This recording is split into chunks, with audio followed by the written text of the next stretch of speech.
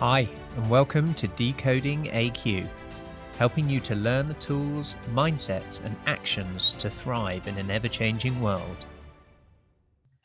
Hi, and welcome again to Decoding AQ. I have a very special friend, Enrique Rubio, who I think we have quite a lot in common, actually. Both vegans.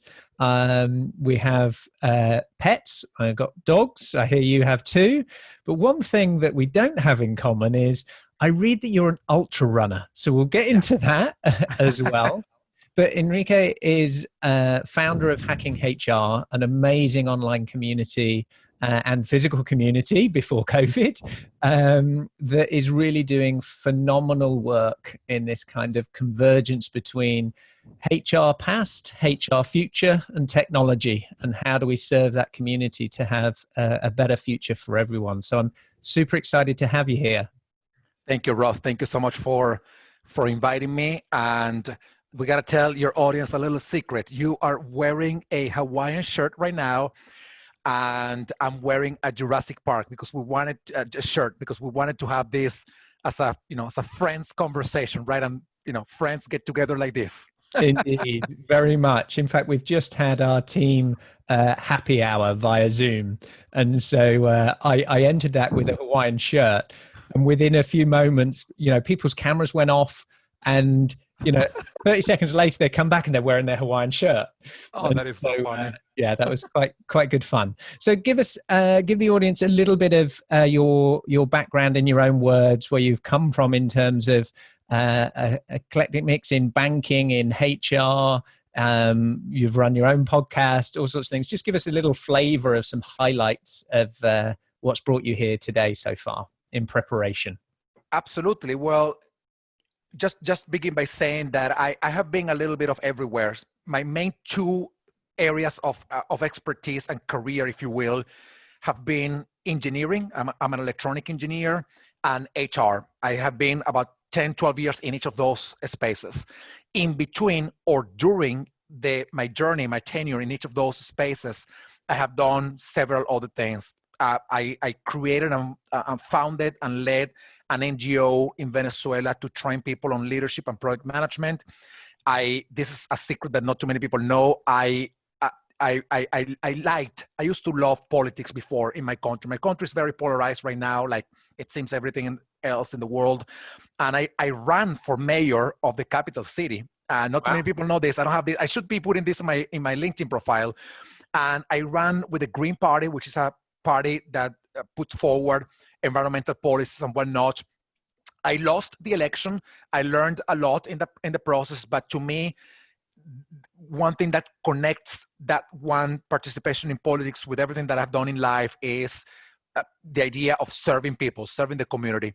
So I'm an electronic engineer. I have done HR. I had an NGO. I ran for mayor. Now I'm the founder of Hacking HR, which is a global learning community, bringing together HR leaders and practitioners from all over the world to discuss about all things that are important at the intersection of future of work, technology, organizations, people, and innovation. But at the end of the day, if you look at all these very diverse, diametrically opposed kind of things, the one connecting thread among all of them is my passion to connect people and to serve people. I love that.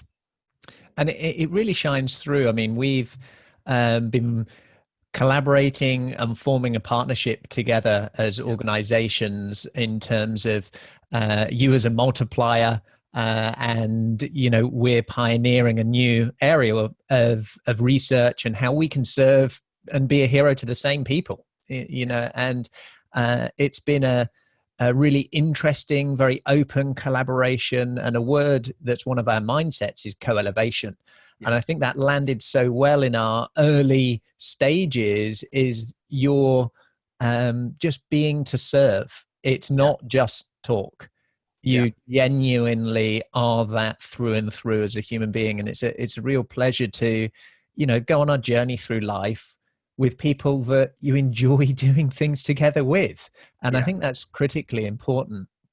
In terms of that eclectic mix of career, of engineer, of politics, of HR, of NGOs, what would you say has been maybe a story that has shaped your thinking now? Was there a particular event through that journey that you recall as having significance for you? There may be two of them. And one of them is when I was back in school, 20 years ago, I was the president of the student union or the student association in the university back in Venezuela, where I come from. And I had a style of leading that was very dictatorial, if you will. And I clearly remember we did something. I don't know what it was about. I can't remember that. But somebody wrote like a graffiti on one of the banners that we put out there saying that I was a dictator. That really, I'm talking about a guy, I was like 18, 20 years old. I don't remember. That really opened my eyes to the person that I was and the person that I didn't want to be. I didn't want to be that. I wanted to be somebody who was welcoming of diverse points of view. I wanted to be somebody who, invited open dialogue, invited disagreement and conflict so that we could get out of, we could get the best ideas out of that. It wasn't my change. My transformation didn't happen overnight. It took me a while, but that one moment defined what was going to be my career going forward. Right now, I am a totally different person than I was back then, but it wasn't easy for me because, I had a style of doing things.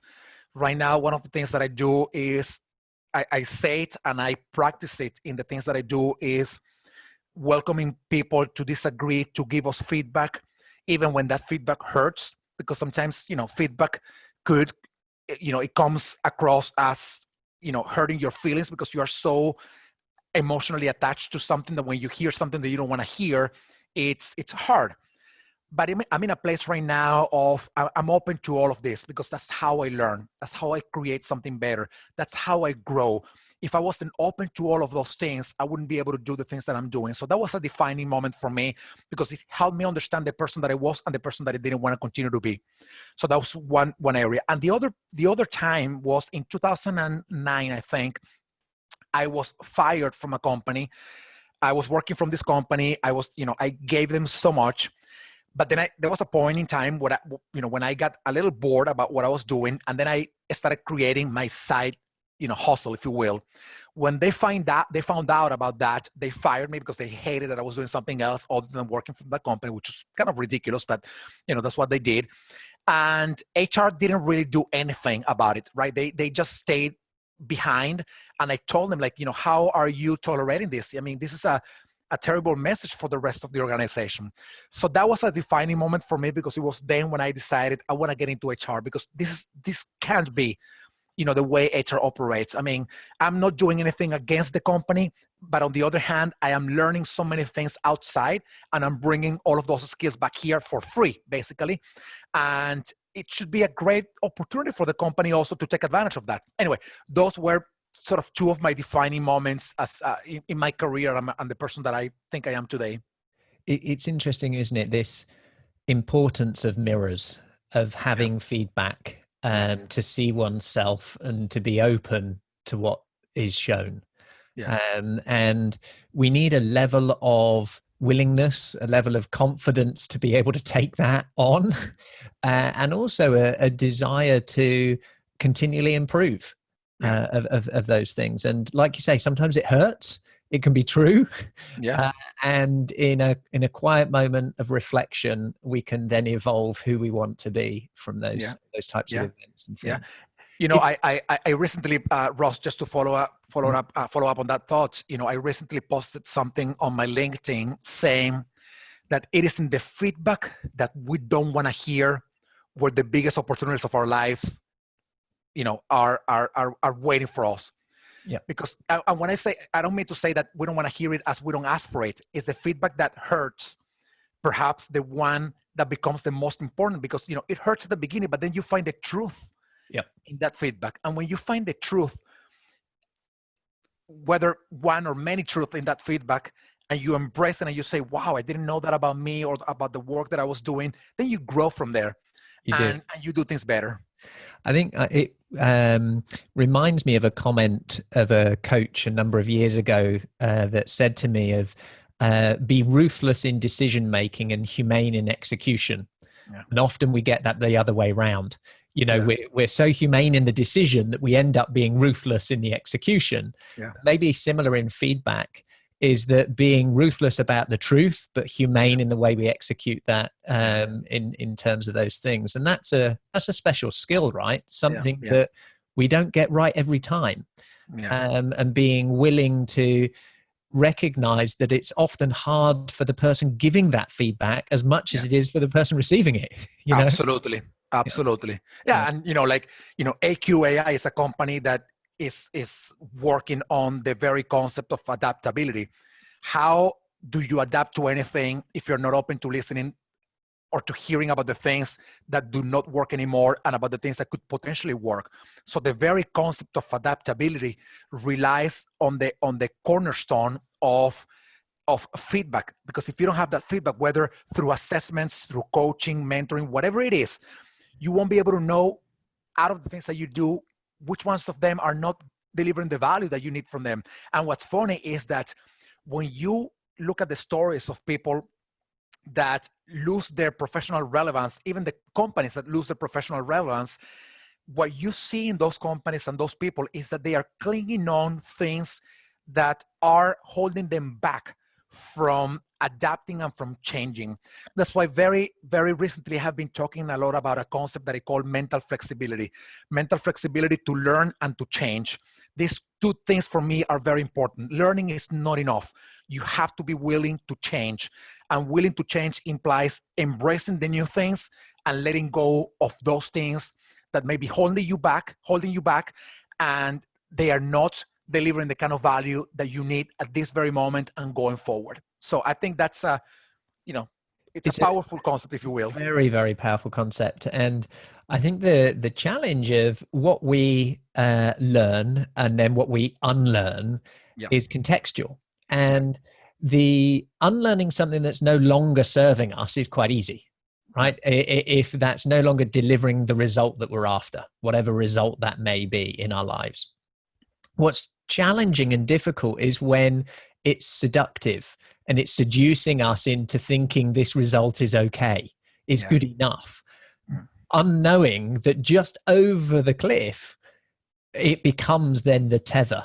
So it was the anchor during the storm that was great, but in a tsunami, it's what sunk you. That knowledge, that process, it takes bravery to decouple ourselves from a point of knowledge that has served us successfully up to that point. And I think what's changed now that we're all recognizing is the difference of speed and pace. So if we could get familiar with, I'll slowly let go of that process or knowledge or thing that served me before, and it's not going to hurt so much for me or my outcome. Now that's the death if we don't act quick enough. So I think that's a really interesting part. And, I want to come to maybe the embryo of hacking HR. It's just over 3 years ago, is it, when you first started? How did you start it? 2.5, 2.5. How did you start it? Why did you start it? Where did it start? Give us a little bit of that spark moment, and maybe what you were thinking it could be at the time, if you can remember that, because I guess so much has happened in those 2.5 years. If I can take you back and just tell us that story. Absolutely. Before telling you the story, though, I mean, I don't want to let go of this very interesting conversation that we're having about feedback. Like about 5 years ago, I wrote an article about being radically open-minded. And this is the difference between being open-minded and being radically open-minded.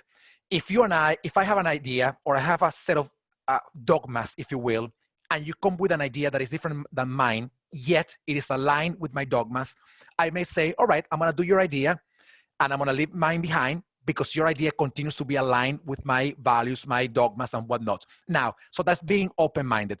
Now, being radically open-minded is you coming with an idea that contradicts the very set of values or dogmas that I have, or assumptions that I have about life, and me saying, you know what, it makes so much sense that now I have to shift, what my north used to be. Because my north is not a real north anymore. It's shifted, and it's okay, because things change, life changes, work changes. So that to me is being radically open-minded. And that's to me continues to be a very important concept in my life, because I think that if we're not like, if look at the world, all that's going on right now, we continue to be in such a level of political and economic gridlock, talking about, capitalism versus socialists, Republicans versus Democrats. I'm like, dude, did you realize that the world has changed since the Constitution was written in 1776? I mean, for the love of God, let's do things in a different way. We're not in that this is not the Cold War anymore, right? We are in a different world. Connecting that a little bit with the idea of hacking HR and the embryo, the origins of hacking HR. What was going on with me back then, this was like about July of 2017 when I came up with the idea of hacking HR. There were two things happening with me back then. One of them is that I didn't find that HR was delivering the kind of value that I knew it was potentially capable of delivering. So that's one thought. And then the other thought, very contextual to my situation, was that I was working in a place where I felt that only 10, maybe 10% of my capacities were utilized. So that means that I had a lot of energy, creativity, curiosity, waiting in there like water, pushed back by a dam, waiting to be released. And I said, what can I do with all this energy that I have? Because I'm getting very anxious and I want to get active with these things. What can I do with this energy that I have, but at the same time, serving people, and at the same time, connecting the things that I'm passionate about, which are technology and HR. So that's how Hacking HR came to exist. It was the idea of serving people in conversations about technology and HR, but I was only able to make it happen because I had all this energy that I wanted to find an outlet for that energy, which I was not finding at work, which is a testament, by the way, of the fact that many organizations, I'm not the only one going through this, many organizations are utilizing 10, 15% of their people, even when they use the entire day. It doesn't matter if they employ somebody 24 hours a day. You may not have more than 5% of their creative potential, even if they spend the entire day in an office 365 days during the year. Now, that outlet, which I didn't find in my organization, I wanted to do something positive with it instead of just coming back home, sitting on the couch and watching TV. And that's how I created Hacking HR. So it was like a twofold thing. One, putting together this important conversation about HR, technology, future of work. And number two, it was an outlet for me. And never did I envision that it was going to become what it is today. I never thought that I was going to quit my job to do this. I never thought that it was going to be a global community. I never thought that I was going to be participating in podcasts, interviews and things, to talk about this. I just wanted to have fun doing something interesting. And it became this. It's interesting. I think this thought of a burning platform to create change. So a Charles Bernard Shaw, all change comes from the unreasonable man, or the unreasonable person. Yeah. That you have to see that something isn't right through the way you see things, your lens, to create some change.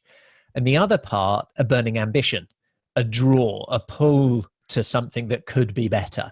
So something's not good enough, and a sense that it could be better at the same time creates an opportunity. And I guess things snowball sometimes, don't they? You said, no ambitions, wanted to get involved and have fun, start a community that could do something that I wasn't served. I felt that there was a missing opportunity here. Sat where you are now, 2.5 years in, a community that's approaching 100,000, that is putting on events that are so engaging, so well attended, that is leading the world of creating the new contracts for work. What are the new ways in which we will create value in the world? Where do you think you might be, say, in just another 2.5 years? Do you spend time envisaging that, or do you just roll with the punches?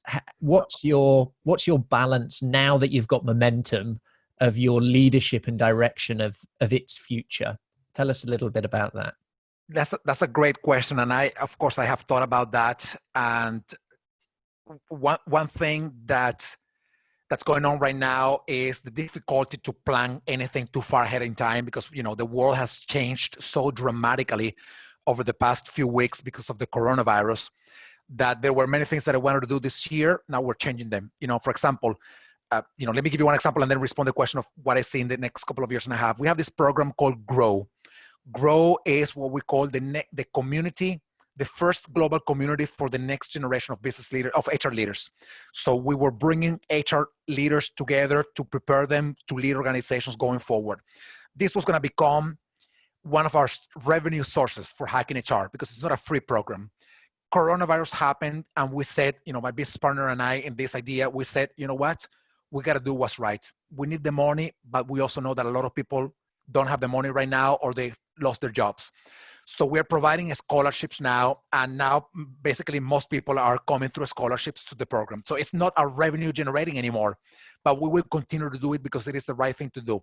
So that is one example of how you have to adapt. I know, it hurts because, well, that's what I envision to be part of our revenue generating model, but we know that we have to do what's human right now and what's right now, and that's one thing. So I'm using that as an example of how things change in the short to medium term, but in the long term, the purpose, our massive transformative purpose, and I know you love that word or that expression, it continues to be the same. We want to create the best HR that has ever existed, and we don't say that lightly. This is what I believe. If we are able to transform the life of one person in HR to do a better work, that one person in HR will have an impact on at least 200 to 300 people in their organizations. So by creating a better HR professional, just one, we impact 300 people. And by impacting 300 people, we're not only impacting 300 people at work, we're impacting them when they go back to their homes and they become better parents, better members, better citizens, better members of society. So to me, it is not creating the best HR that has ever existed for the sake of HR. It is that, to me, this is one path to create a better society. So that's my long-term purpose. We're never going to fully achieve that, right? That's what a massive transformative purpose is. It is what drives you, but you know that you will continue to get there, but you will probably never get really there, right? Now, what do I see happening in the next 2 years and a half? This is a more concrete thing for Hacking HR. I want to have the largest community of collaboration in HR. Once again, I don't say this lightly because I don't want to have 1 million members. That to me is not a community. Having associates or having members, that's not a community.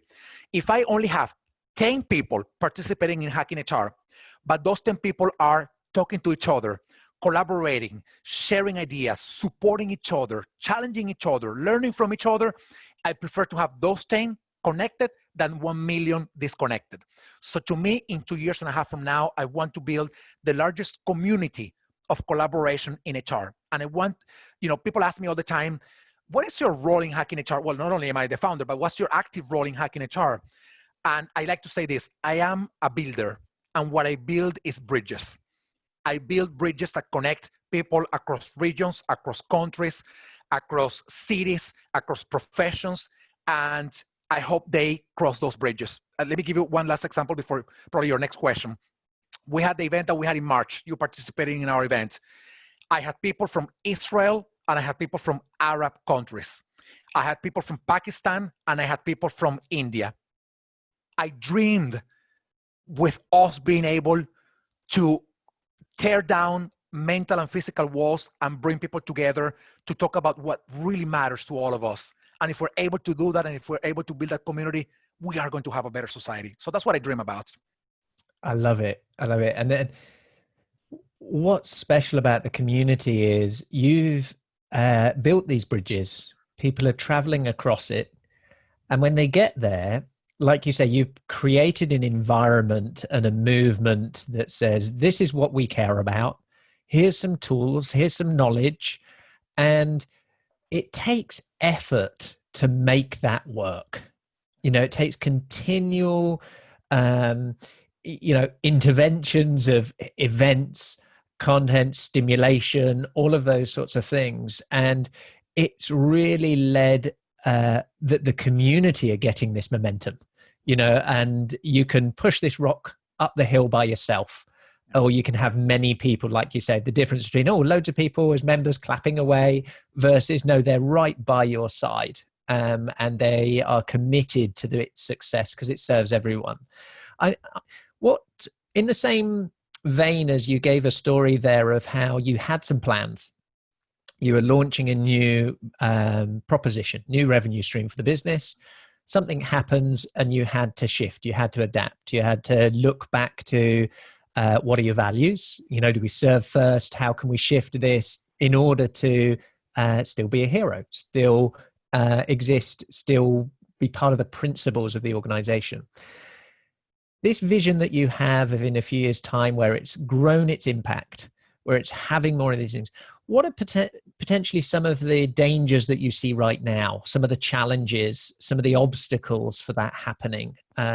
What are those that are in your sights at the moment? You mean in the world of hacking HR or in general? In the world of hacking HR, for you to achieve that current vision of a couple of years out, what are maybe some of the challenges that you can see?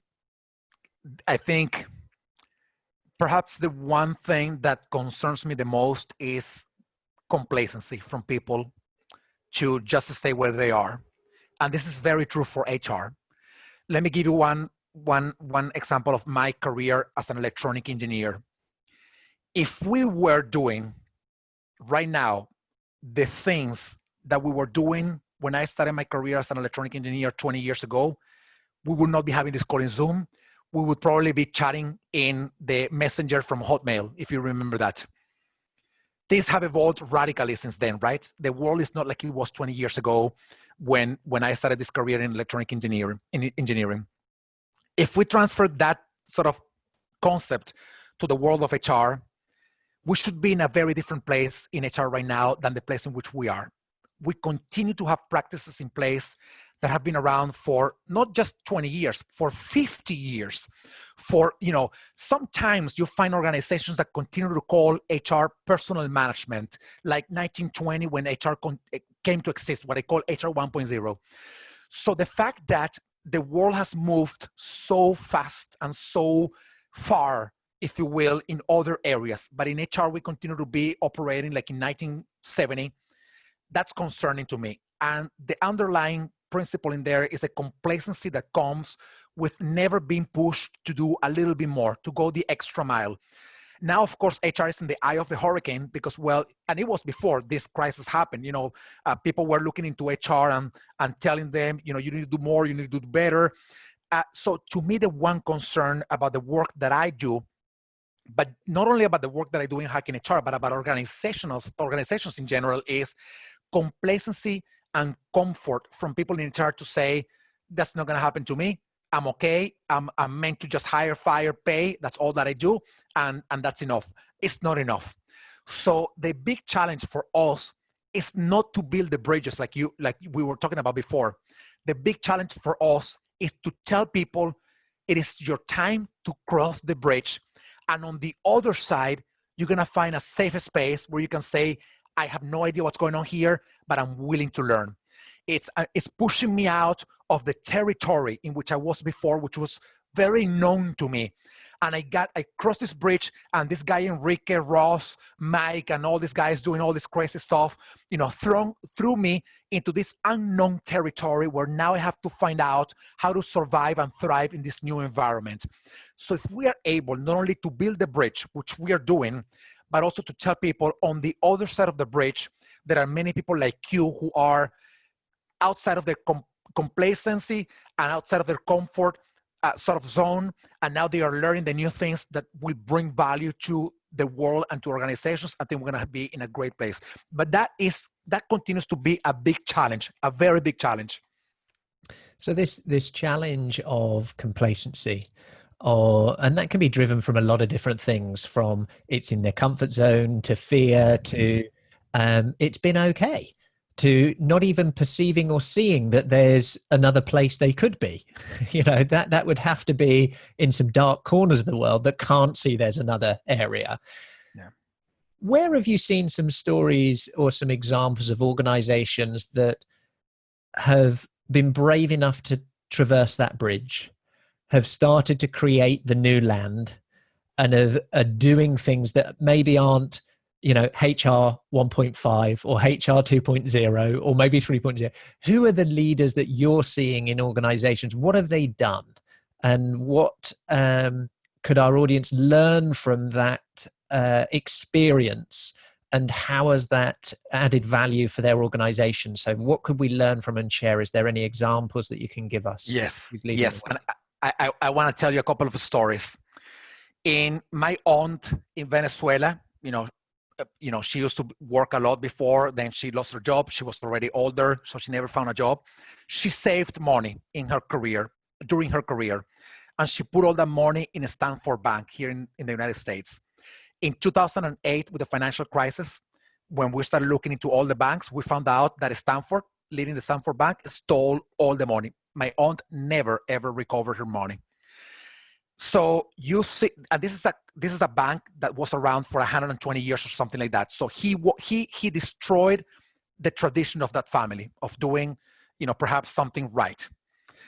And you see these organizations, and there are many of those like that. There were many of those in 2008. There continue to be some of those right now that led the world from a place of greed, a place of selfishness, and a place of being inhuman, if you will.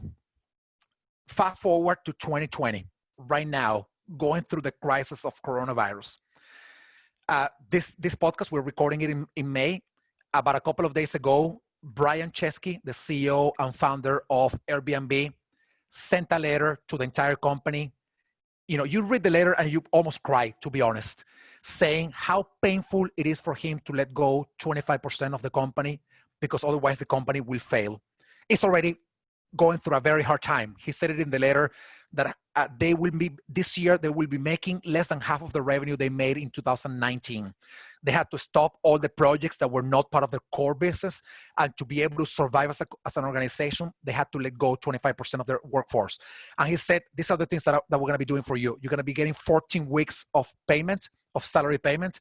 We're going to give you healthcare through the entire year. We're hiring outplacement firms to help you navigate the next steps in the process. This is a guy who is leading with love and humanity. So these two examples, of course, in different times, yet two examples of what I don't want the world to be, or what I don't want organizations to be, like Stanford Bank of 2008, 2009, and the Airbnb of 2020. These two examples show dramatically, diametrically opposed examples of how you can operate in this new world. Of course, HR was involved, at least in the Airbnb, on the Airbnb side of it. It was involved in making the tough choices, but also doing that with love. So I think, that's a great example of not only crossing the bridge, but arriving to a place that is unknown for the company, having let go 25% of the workforce, but doing so with love, with care, with humanity, if you will. So I think that's one example of those organizations that have crossed the bridge and are doing things so different than what would have happened if we were back in 2008. It's really interesting that you picked that story, because the success is not necessarily of what they're doing well, that they've now grown and they've pivoted, they've adapted stuff, and they've got new service propositions, and they're, in a thriving state. You picked an example of an organization that is under tremendous pressure of revenue loss, of, their business model. I mean, they started in 2008. They were born of the convergence of factors, of events out of the previous crisis. The financial crisis, people now needing new income and being given an opportunity to generate income from a spare room, together with a need to save money when they travel and stay in places. It was a perfect opportunity of timing for them to exist. Yeah. Whereas now that challenge, and I remember I was at an event in the end of January with one of the founders, and we were, having a conversation. It was the founder of YouTube and the founder of Airbnb were on stage, and it was a small little intimate event. And it was very, very interesting to hear. And this was pre any COVID, even, glimmers point. and the confidence that he had about the year ahead, about the opportunities for them, was about long-term rentals, and they were going into this new area that was seeing great growth for the business. And then just in a very few short weeks, the decimation that's happened, but it hasn't changed their human and ethical responsibility of how they want to show up in the world. Yes. And it's when it's painful and people still show up in that way, that's heartwarming. Yes. That's humane in execution. The ruthless in decision making, they had to do it for the very survival, but humane in the way of execution, about healthcare, about all of these things. And it comes on to a really interesting point for us in adaptability, is that we're in a situation where we have 26 and rising million in the US unemployed. We're probably going to tip over the point in 1934 of the previous highest unemployment rates. Yeah.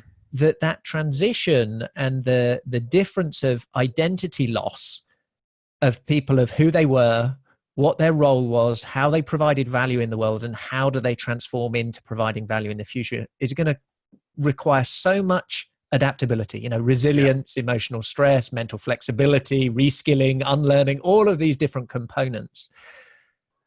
Where do organizations and HR fit in that, in terms of maybe, a term I've talked about before is ethical redundancy, and maybe what Airbnb has done a component of that.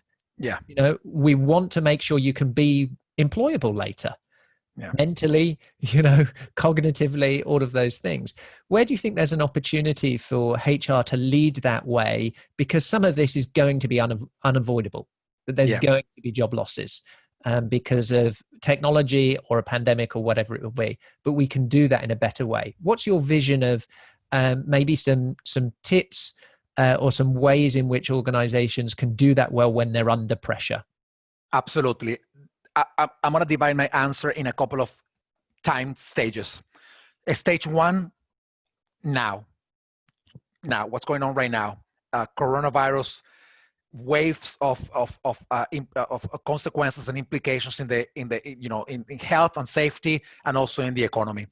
I would say HR has to do a couple of things. One, support their business leaders in the best way possible, because business leaders are making the toughest choices of their lives right now, and they're also human. They're also parents. They are also family members who may have lost other, friends, family members, and whatnot. Number one. And number two, they have to support their people in their companies. Meaning that if you need to make the tough determination and choice that you have to let go some of the people that work for you, because that's the only way to ensure the longevity of the organization. I know for a fact, because it's happened to me as well, that people would probably, it's not easy, but I don't think people would be sort of foreign to the fact that the companies will have to make the determination about whether to keep them employed or not. Now, the difference is not whether you tell them, we need to let you go, or we can keep you in the company. The difference is how you make that determination and how you make that happen. So HR supporting business leaders and people means being human, being transparent, communicating the rationale of decisions. And that's why I love so much the letter that Brian Chesky wrote for their people, because he explained, like the minutia of everything. He even explained the time at which he was going to be meeting with his teams in other countries, which I think is fantastic to go to that level of detail and that level of communication and transparency. So that is short-term thinking. Now, long-term thinking, which I would understand that not all people in HR could be thinking about this right now, but I am hoping that they give it a thought one day, eventually, in the short term, if possible. I started talking about something that I call the new value proposition for HR, which I think is more relevant now than it's ever been before. There are 4 elements for that new value proposition of HR. Number 1 element, it is putting people first. It is putting human first. And putting human first does not mean that you won't be able to fire or lay off anybody, but it means that you make determinations and decisions like being a human, being a human being, loving, caring, and understanding. So putting people first, delivering the best value to your internal customer, which is your employees. That is the first element of the new value proposition of HR. The second element is making sure that you truly understand what your business is about. This is mind-boggling that when you ask people in HR, do you have an idea where your business is going? I can tell you that 90 to 95% of them have no idea what the business priorities are. So in order to better serve the organization and ensure the longevity of that organization, you need to understand where they're going. The third element is you have to build an agile and a flexible and an innovative HR function. And to do that, I know that you have to provide the basic framework of operation. But imagine that you're building a building. You are building the columns and the outside walls. You're not building the inside. You're leaving a lot of flexibility to redesign and design the inside of that building. Same approach applies here. You need to set the foundations of the HR processes that you want to have in place, and you need to leave a lot of room for flexibility and adaptability to continue using the word adaptability. And the last element is leveraging on technology to optimize and make things more effective. So short-term, supporting business leaders and being human with people. Long-term, adapting the new value proposition for HR, which is putting people first, making sure that you are aligning your HR practices and processes with the business priorities. Number 3, being more agile and innovative. And number 4, relying or leveraging on technology. So that's what I think about the short-term and long-term of HR. I love that. I really appreciate it. And I think one of the challenges that people see is this technology and leveraging it and human first. Yeah. And many organizations that we've worked with see those as two fighting energies. Yeah. And an immune system comes up when a technology might put at risk certain tasks that are done by humans. And if we're human first, therefore we don't embrace that technology as part of the internal computer of decision making, even if that's subconscious, because they want to protect the human. Yeah. And so I think what is really a great opportunity for these leaders in HR and in your community is to show how technology can augment. And yes, that's going to mean people need to do two things: reskill and upskill. Yeah. And it's better to do that because you've initiated it from a point of control, from a point of anticipation, from a point of readiness, not when you're in the corner facing death. Yes. At your absolute survival mode, because your ability to then reskill and upskill is going to be hampered. You're going to be emotional, stressed. Your mental flexibility is going to be down. As soon as we get emotional, our intelligence drops. The blood flow goes to different parts of the brain. And so our ability to think clearly, strategically, shifts and changes. So I think what's really important is the timing of this, is that when we're embracing technology, that we have an environment that allows it not to be in conflict with human first. So a lot of that comes down to communication, bravery, and getting little wins and layering it so that they build some confidence. What are your thoughts on that? That's an amazing thinking and thoughts. And I want to give you an example, and I hope I'm not getting too political. In 2015-16, then candidate Donald Trump promised people that coal jobs were going to be back in the United States. So what is the alternative to that? The alternative to that is tell people those jobs will never, ever come back. They will not come back, and they haven't come back, 3 years later. So what is the alternative? Is telling people the truth, even when it's hard to hear, telling people the truth and so you guys, you are 200,000 people who used to have coal jobs, and now you don't have any jobs. So the truth is those jobs will never come back to you. Now, what do we do about that? How do we get ready for the alternative? The alternative is to tell you, you know what? Clean energy can create 5 million jobs over the next 10 years. So our alternative is to either promise you that the jobs that won't come back will come back, and we know that won't happen, or we train you for the things that we know are potentially going to happen going forward, and we have a very clear idea that they will actually happen. Let me bring back to reality today. Self-driving cars, that's a reality. That's going to happen. Maybe it's going to be slowed down by the coronavirus, but it will happen. So that means that at least here in America, at least 5 million truckers will lose their jobs. There's no way to sugarcoat that. We cannot go back to tell them like, we don't want self-driving cars, we're going to oppose self-driving cars. I mean, you can do that, but this will eventually happen. So what's the alternative to telling people lies? It is, one, telling them the truth and telling them what we are going to tell you right now. It's hard to hear.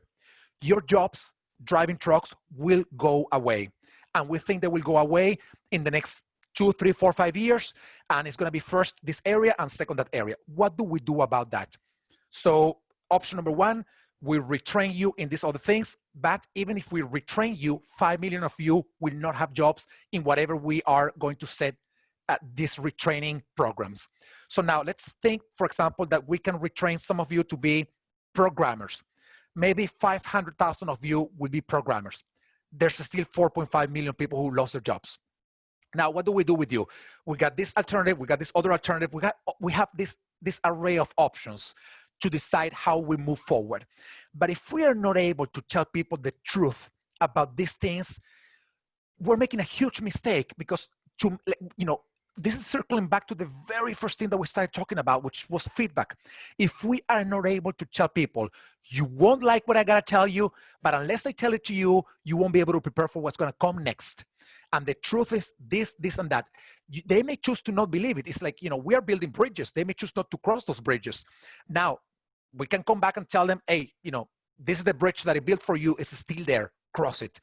But I think thinking about the future for us and this idea of humans versus technology, the very first thing that we have to be very clear, transparent, and honest about is that all the jobs in the world are changing and will continue to change because of technology. We also have to tell people that between 1/3 and 50% of all the jobs will be replaced by technology. But we also have to tell them that maybe by the year 2030, 80 to 90% of all the new jobs that are going to be created do not exist today. So there's a wide range of a difficult situation, but also many opportunities. So to me, it goes down to how do we manage the dilemma of humans versus technology? It is telling people the truth, preparing them for what's possible. I love that we've circled all the way back to this radical feedback, because the difference in, say, politics, for example, what people need and what they want to hear are two different things. What they need to hear might not get them voted in if they tell that story. If they tell people what they want to hear, whether it's true or not, they'll get in. And I think the reality is true for organizations. It's easier to tell people what they want to hear. But that is the very essence of undermining your duty to serve them. It is. The duty to serve somebody is to ensure that they have a brighter future.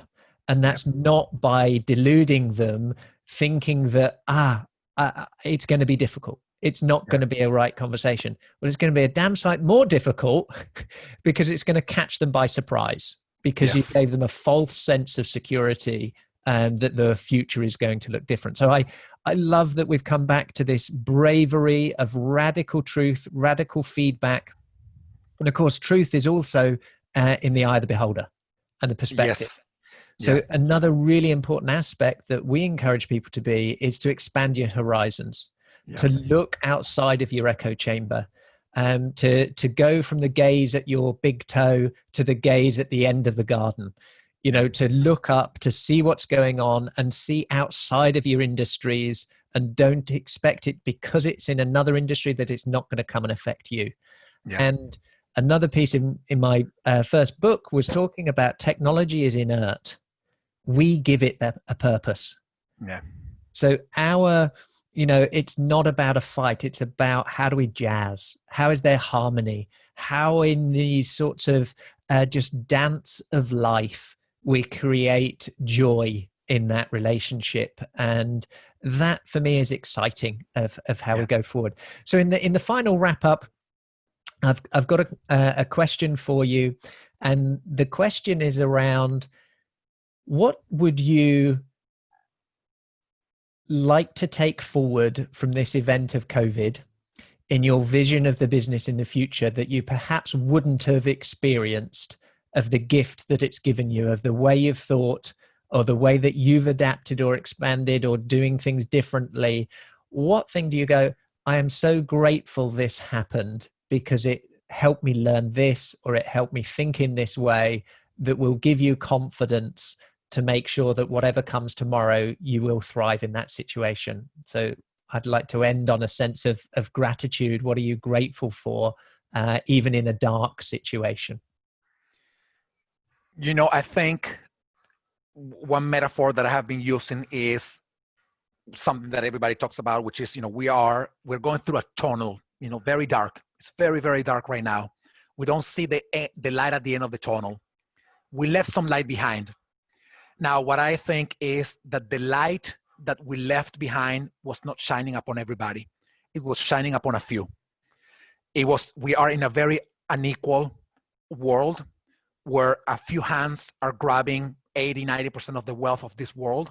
That is not right. We left a light behind where, people's healthcare, at least here in America, was tied to their employment, and now 30 million people don't have employment or healthcare, and that is not right. So to me, and this is very up in the air, but to me, the opportunity and the gift that I see out of this crisis is that as we transition through this darkness, we are realizing that the way things were before were not okay. We had normalized them. We had normalized having people overworked, overstressed. We had normalized discrimination against women because they needed to take care of family. We had normalized that the so-called low-skill jobs were unneeded in society, when today they are the most needed jobs, like the guy who's driving the bus, or the grocery store clerk who is working in the cashier to give us our food. So we had normalized so many things before that were not working for everybody. To me, going forward, the main idea here is, how can we, as we go through this darkness, continue the conversation, continue to speak up, so that the light at the end of the tunnel is not the same light that we left behind, but it's a light that is brighter and that is shining upon everybody and not just a few. That, to me, is the biggest gift and the most extraordinary opportunity that we have right now, because never before had the world gone through the same thing all together at the same time. So if we miss this one, it's going to be very difficult to go back and redo it again. I love that sentiment, and it resonates a lot with me in terms of our purpose to leave no one behind. And that's what you've just talked about, is this opportunity to rewrite a new contract for how we operate as humanity, and leaving no one behind. And that for me is a balance of, it's not about getting everybody the same. We're not the same. It's not about equality. It's about a better tomorrow for everyone, so that we can co-elevate and we're leaving no one unserved. And hey, let's, I'm excited to continue our journey together to move the needle, every little one person at a time. And it's been a real pleasure. And I look forward to many moments of creating value in the world with you. And I want to say thank you for your support with us and to the community. You do some really great work. Thank you, Ross. Thank you so much for inviting me. Do you have the level of adaptability to survive and thrive the rapid changes ahead? Has your resilience got more comeback than a yo-yo? Do you have the ability to unlearn in order to reskill, upskill and break through? Find out today and uncover your adaptability profile and score, your AQ. Visit aqai.io to gain your personalized report across 15 scientifically validated dimensions of adaptability. For a limited time, enter code PODCAST65 for a complimentary AQ Me assessment. AQAI. transforming the way people, teams, and organizations navigate change. Thank you for listening to this episode of Decoding AQ. Please make sure you subscribe on your favorite podcast directory, and we'd love to hear your feedback. Please do leave a review and be sure to tune in next time for more insights from our amazing guests.